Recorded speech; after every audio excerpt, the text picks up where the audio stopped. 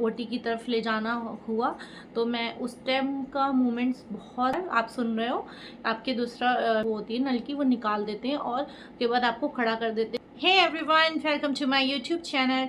आज मैं आपको ट्विंस सी सेक्शन डिलीवरी का एक्सपीरियंस आपसे शेयर करने जा रही हूँ, जो कि मेरा पर्सनल एक्सपीरियंस है। जैसे कि आप लोग को पता होगा, मेरी प्री मैच्योर डिलीवरी हुई थी, क्योंकि मेरी प्रेगनेंसी में बहुत ज़्यादा कॉम्प्लिकेशंस आ गई थी। मुझे 2 से 3 बार हॉस्पिटल में एडमिट होना पड़ा। अगर आपने मेरी ट्विंस प्रेगनेंसी स्टोरी नहीं देखी है तो आप वो जाकर देख सकते हैं फुल वीडियो मेरी। और मैं आपको बताती हूँ कि सी सेक्शन में मुझे कौन कौन सी प्रॉब्लम्स का सामना करना पड़ा। तो मेरे 5 मंथ 6 मंथ तो प्रेगनेंसी अच्छे से चली फ्रेंड्स। 7 मंथ जैसे स्टार्ट हुआ, उसके बाद मुझे कॉम्प्लिकेशन बहुत ज़्यादा स्टार्ट हो गई थी, क्योंकि बेबी का वेट बहुत ज़्यादा हो गया था। और इस वजह से 7 मंथ, 8 मंथ, 9 मंथ, मुझे तीनों मंथ में एक एक बार हॉस्पिटल में एडमिट होना पड़ा। 3 से 4 दिन या 2 दिन, 3 दिन, मतलब मुझे एडमिट होना पड़ा। जब मैं जाती थी तो डॉक्टर मुझे चेक करती थी, वो कहती थी नहीं, अभी बेबी का वेट बहुत कम है, प्री मैच्योर बेबी है, इस वजह से हम आपकी डिलीवरी अभी नहीं कर सकते हैं, आपको मैं दवाई दे देती हूँ। और एडमिट क्यों होना पड़ता था? क्योंकि फ्रेंड्स, मेरे लोअर एब्डोमिनल में बहुत ज़्यादा पेन होता था। जैसे एक तरीके से जो डिलीवरी का पेन होता था, वही मेरा पेन 7 मंथ से स्टार्ट हो गया था। और डॉक्टर भी मुझसे ये बोलते थे कि ये तो आपका डिलीवरी वाला पेन है, लेकिन मैं अभी डिलीवरी नहीं करूँगी, मैं इस पेन को रोक दूंगी, क्योंकि बच्चे बहुत ज़्यादा प्री मैच्योर हैं, ट्विंस बेबी थे मेरे, इस वजह से। तो 7 मंथ में जब मैं एडमिट हुई, उसके बाद डॉक्टर ने मुझे 2 से 3 दिन हॉस्पिटल में एडमिट करा। उसके बाद उन्होंने मुझे ग्लूकोज और दवाई इंजेक्शन दिए, उससे मेरा दर्द ठीक हो गया। उसके बाद मैं घर आ गई। फिर मेरा 8 मंथ स्टार्ट हुआ। फिर 8 मंथ में भी मेरे साथ यही होता था। तो डॉक्टर ने मेरा अल्ट्रासाउंड करवाया, तो डॉक्टर ने अल्ट्रासाउंड में देखा कि बेबी के वीक्स अभी बहुत ज़्यादा कम हैं। तो डॉक्टर बोली कि नहीं गुलजार, अभी मैं आपको सी सेक्शन नहीं कर सकती हैं, ये वीक्स बहुत ज़्यादा कम है, इस वजह से बेबी का वेट भी बहुत कम है, मैं नहीं कर सकती सी सेक्शन आपका। इस वजह से मैं 8 मंथ में भी डॉक्टर के पास 3 से 4 दिन एडमिट रही। उसके बाद मैं फिर घर आ गई। फिर ऐसे ही 9 मंथ का स्टार्टिंग ही थी, मतलब 1 ही 2 दिन हुए होंगे 9 मंथ के। और फिर से मतलब 8 मंथ में मुझे 2 बार ऐसा हुआ था, तो 8 मंथ के 9 मंथ स्टार्ट हुआ होगा मेरे अकॉर्डिंग। और फिर मैं दोबारा रात को मैं गई डॉक्टर से, कि डॉक्टर दर्द बर्दाश्त नहीं हो रहा है और ऐसा। तो डॉक्टर ने मेरा रात में ही मतलब मेरा अल्ट्रासाउंड करवाया, और बहुत मुश्किल से मुझे अल्ट्रासाउंड में डॉक्टर मिले। मैंने वहाँ अल्ट्रासाउंड करवाया, तो डॉक्टर बोली ठीक है, आपके बेबी का वेट थोड़ा सा अभी कम है, लेकिन मैं अब आपका सी सेक्शन कर दूंगी, क्योंकि 9 मंथ लग गया है और बच्चों को NICU में रखना पड़ेगा। लेकिन तो बोली डॉक्टर आप सुबह आ जाइएगा, चाहे तो आप अभी रात को भी एडमिट हो सकती हैं। लेकिन मैंने कहा कि मैं सुबह आऊँगी और सुबह एडमिट हो जाऊँगी। और डॉक्टर ने मुझे ये बता दिया था कि बेटा खाली पेट आना है, आपको कुछ खा के नहीं आना है। इस वजह से मैं खाली पेट गई थी, अपने नहा धोकर अच्छे से अपने, क्योंकि डॉक्टर ने रात को मेरा इंजेक्शन लगा दिया था, इस वजह से मेरे पेन नहीं हो रहा था। और मैं रात को अपने घर आ गई थी, सुबह नहा धोकर अपना हल्का सा, डॉक्टर ने बोला था कुछ लाइट खाना है, तो मैं लाइट में बिस्किट और थोड़ी सी इतनी सी चाय पीकर चली गई थी। लेकिन वहाँ मैं पहुँच गई थी 8 बजे। 8 बजे उसके बाद कोई वो नहीं है कि मुझे, फिर डॉक्टर तो बैठती हैं 12-1 बजे। तो हम लोग ने वहाँ पर रूम ले लिया, प्राइवेट रूम में हम लोग आ गए। इतने मैंने अपनी अम्मी को कॉल कर दिया था, अम्मी बहन वगैरह सब लोग आ गए थे वहाँ से भी। और उसके बाद मैंने प्राइवेट रूम ले लिया था, तो वहाँ पर मैं आराम से लेट गई थी। और मेरे ग्लूकोज वगैरह जो होता है वो सब चढ़ गया था। उससे पहले मुझे नीमा दिया गया था, जो होता है वो पेट खाली करने के लिए, अगर कुछ होता है पेट में वो खाली हो जाए, इस वजह से वो दिया जाता है। बहुत सी डॉक्टर्स देती हैं और बहुत सी डॉक्टर्स नहीं भी देती हैं, ऐसा भी होता है कुछ केस में, लेकिन मुझे दिया गया था। उसके बाद मैं वॉशरूम में गई, फ्रेश हुई। उसके बाद मैं 1 बजे के टाइम डॉक्टर का पता चला कि डॉक्टर आ रही हैं, ओटी में लेके जाना पड़ेगा। तो उसके बाद मुझे ओटी की तरफ ले जाना हुआ। तो मैं उस टाइम का मोमेंट्स बहुत ज़्यादा डरा हुआ होता है हर लेडी के लिए, चाहे वो उसकी फर्स्ट प्रेगनेंसी हो, सेकंड प्रेगनेंसी हो, थर्ड प्रेगनेंसी हो, ट्विंस प्रेगनेंसी हो, सिंगल प्रेगनेंसी हो। लेकिन वो मोमेंट जो सी सेक्शन मतलब ओटी में जाने का वो होता है ना, वो बहुत ज़्यादा डर वाला होता है। और फिर मैं अपनी पूरी फैमिली से मिली वहाँ पर, अपने हस्बैंड से मिली और सबसे मिली। उसके बाद मैं मुझे ओटी में ले जाया गया। जो हमारे हॉस्पिटल की ओटी थी, वो कम से कम 2-3 गेट थे, उसके बाद जाके वो ओटी का रूम था। मतलब मैं एक गेट में घुसी, फिर थोड़ा चली, फिर एक गेट में अंदर गई, फिर थोड़ा चली, फिर थर्ड जो गेट था उसके अंदर मैं गई, तो मैंने देखा ये ओटी रूम है। और ओटी रूम बहुत ज़्यादा बड़ा होता है, और उसके बाद बहुत सारी मशीन्स होती हैं और स्ट्रक्चर होता है। ऊपर लाइट लगी होती है, जैसे आपने देखा होगा फिल्म वगैरह में दिखाते हैं कि ओटी में ऊपर को एक गोल लाइट लगी होती है, ऐसी ही वो लाइट लगी होती है। और बहुत पतली सी स्ट्रक्चर होती है, उसी पे लेटना होता है, और हाथ के लिए ऐसे करके होता है कि हाथ ऐसे करके आप दोनों तरफ कर लें। उसके बाद मैं लेट गई, मुझे कपड़े वगैरह चेंज करने को नहीं कहा गया। उसके बाद जब मेरे ड्रिप वगैरह लग गई, उसके बाद उनको ध्यान आया सिस्टर को कि आपने अभी कपड़े तो चेंज नहीं करे।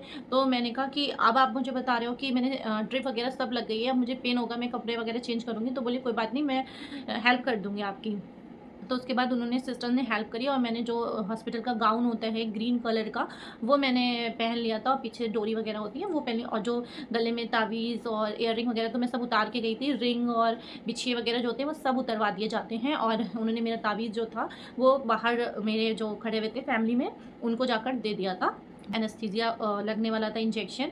उसके बाद मुझे बाईं तरफ मतलब लेफ़्ट साइड मुझे करवट दिलवाई गई, और उसके बाद उन्होंने मुझे एनेस्थीसिया का इंजेक्शन दे दिया।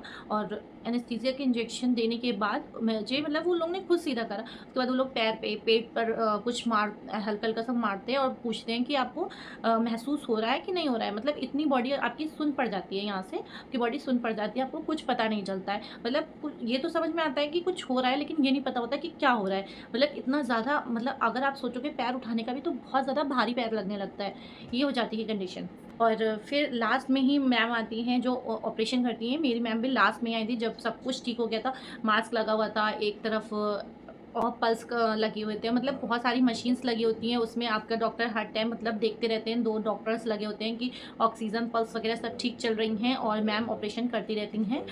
और उसके बाद ऑपरेशन स्टार्ट हो गया, और मुश्किल से 30 से 40 मिनट ऑपरेशन चलता है। और जब मेरा ऑपरेशन हो, मतलब डॉक्टर एक बात करते रहते हैं और कि आप कौन सा है आपका बेबी, आपको क्या चाहिए था। मतलब डॉक्टर कंटिन्यूसली एक डॉक्टर बात करता रहता है, और अपनी दुआ मांगे जा रही थी अल्लाह से कि अल्लाह मुझे जो भी देना, बेटा या बेटी, और अच्छे से देना, मैं भी ठीक रहूँ, बेटा बेटी मेरे जो भी हो वो भी ठीक रहे। जैसे ही मेरा ऑपरेशन स्टार्ट हुआ उससे 5 से 10 मिनट बाद ही मुझे बच्चे के रोने की आवाज़ आ गई, एक बच्चे की रोने की जैसी आवाज़ आई, और एक डॉक्टर ने मुझे ऐसे करा और बोले कि गुलजार आपके बेटा हुआ है। तो मैंने अल्लाह का शुक्र करा कि अल्लाह तेरा लाख लाख शुक्र है।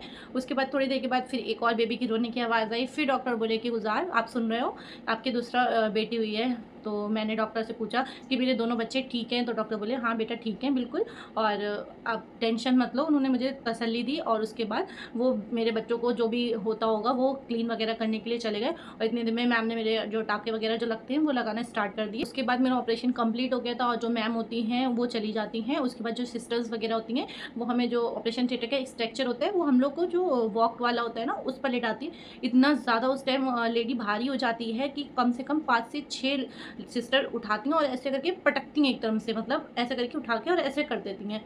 तो उसके बाद फिर मुझे रूम के ओटी के बाहर लेके जाया गया, तो मेरी सब फैमिली थी, और तो मेरे हस्बैंड ने मेरे सर पर हाथ रखा, और ऐसे करके मुझे रूम में लेके जाया जा रहा था, जो हम लोग ने रूम लिया था प्राइवेट। और मैंने अपने हस्बैंड से सिर्फ हल्के से, बोल नहीं पा रही थी अच्छे से, सिर्फ हल्के से पूछा हाथ पकड़ के कि आप खुश हो। तो बोले हाँ मैं बहुत खुश हूँ, तुम ठीक हो। तो बस इतना ही पूछा। उसके बाद मैं अपने रूम में शिफ्ट हो गई थी। जब मैं रूम में शिफ्ट हुई उसके बाद मुझे होश नहीं था, मैं बेहोश हो गई थी, मतलब मैं सो गई थी।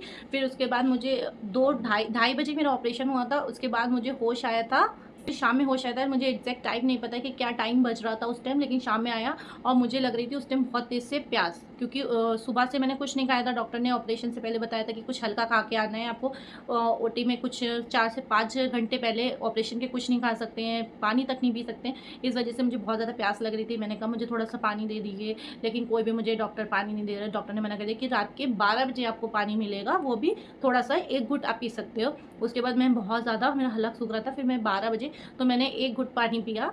और उसके बाद जब नेक्स्ट मॉर्निंग हुई तो उसके बाद मुझे थोड़ी सी चाय और 2-3 बिस्किट मुझे खिलाए गए थे, मैंने वो खाया। उसके बाद मैंने अपने बेबी को नहीं देखा था, क्योंकि मेरे दोनों बेबी एनआईसीयू में थे, बहुत ज़्यादा वीक थे। और उसके बाद हल्के हल्के से खाना स्टार्ट होता है, एक दिन चाय बिस्किट, और फिर दाल, मूंग की दाल का पानी, और हल्का से मतलब रोटी नहीं खा सकते आप, ये सब चीज़ें लाते थे, दलिया वगैरह। और उसके बाद 5 दिन वहाँ पर रखते हैं। तीसरे दिन ही डॉक्टर आपको जो पेशाब की जो होती है नलकी वो निकाल देते हैं, और उसके बाद आपको खड़ा कर देते हैं कि आप वॉशरूम वगैरह आप अपने आप जाओ। और बहुत ज़्यादा तकलीफ़ होती है, लेकिन डॉक्टर इसी वजह से करते हैं कि आप 5 दिन के बाद घर चले जाओगे, घर में तो नलकी नहीं लगी रहेगी, इसी वजह से वो प्रॉपर ठीक करके आपको भेजते हैं। फिर मैं 3 दिन के बाद मैं वॉशरूम वगैरह गई, उसके बाद मुझे बहुत ज़्यादा पेन होता था, मैं कहती थी नहीं मुझे ये लगा दो आप, लेकिन मैं फिर हल्के हल्के से दर्द होता था, लेकिन मैं आराम से कमोड पर बैठी थी। फिर मुझे वॉशरूम नहीं हो रहा था, मतलब पॉटी नहीं हो रही थी, तो मैंने मैम को बोला, तो उन्होंने मुझे दवाई दी, तो मुझे पॉटी हुई उसके बाद। और उसके बाद फिर हम लोग 5 दिन के बाद अपने दोनों बेबी को लेकर घर आ गए। ट्विन सी सेक्शन डिलीवरी आपको, आई होप मेरी वीडियो पसंद आए, तो वीडियो पसंद आए तो एक लाइक तो बनता है। और कोई ऐसी घबराने वाली बात नहीं होती, हर लेडी की एक ये स्टेज होती है, बहुत अच्छे से निकल जाती है, कोई डरने वाली बात नहीं है। मैं आपको कोई इसी तरह का डराया नहीं है, मैंने अपना से पर्सनल एक्सपीरियंस शेयर करा है। और आई होप आप लोग को अच्छी लगे एक लाइक करें। अपना कोई क्वेश्चन हो आप मुझे कमेंट बॉक्स में पूछ सकते हैं। मेरे चैनल को सब्सक्राइब करके बेल आइकन को जरूर कर दे प्रेस, क्योंकि मेरे आने वाली वीडियोस आपके लिए बहुत ज़्यादा हेल्पफुल हो सकती हैं। Okay, bye bye.